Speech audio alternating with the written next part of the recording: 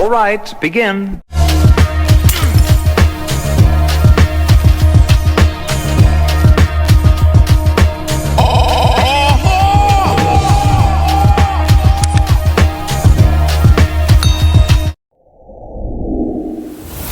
What's going on, y'all? What it is. So let's go ahead and slide on this topic, and I'm not going to take too much of your time, but I wanted to come to you guys and talk about the situation that's going down with Wendy Williams' son, Kevin Jr.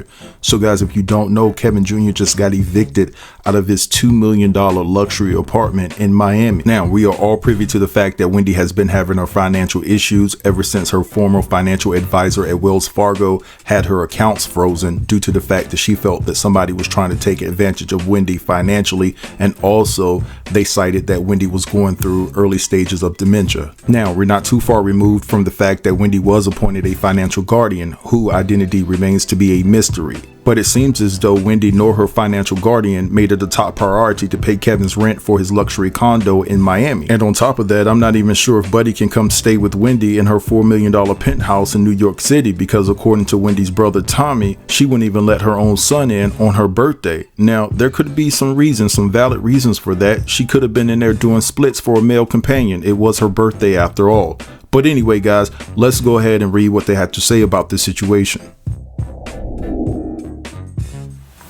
And so it says here, Wendy Williams' son, Kevin, who was 22, was evicted from his $2 million luxury Miami apartment after his mom was cut off from her fortune and can't pay his rent, according to court filings and documents exclusively obtained by the son. Wendy's only child was hit with a lawsuit seeking nearly $70,000 in back rent for non-payment on his Florida apartment since February of this year. The eviction suit, which was filed in August, includes a copy of Kevin Jr.'s lease, which shows Wendy paid for a full year in advance, as well as a security deposit and other fees. Wendy dropped over $100,000 on the apartment for her 22-year-old son for the first year of the lease, which started in March of 2021 and ended in February, with Kevin agreeing to continue to rent the apartment on a monthly basis after the lease term had passed. The U.S. Sun previously exclusively reported that Wendy's Wells Fargo accounts were frozen in January of this year, which lines up with when the overdue rent began to pile up, as mentioned in Kevin's eviction lawsuit. In his response to the lawsuit, Kevin told the court that his famous mother rented the apartment for him. He said that as the lease approached the end, my mom went through some health issues that put the court in control of her finances, and that all of the financial support that she always gave stopped, including his housing. Kevin added that he is currently in school full-time, but had to take a full year off due to COVID and taking care of Wendy. Wendy's son added, for medical and legal reasons, she has not been able to pay the rent for the past month since the year lease ended and the court controlled her finances. The 22-year-old added, everything happened very quickly and unexpectedly, and I had no idea things would end up like this, before adding that he would be moving out on September the 7th. You listen to me. I want you to get your up to date, go out and look for a job. The word today is job. J-O-B.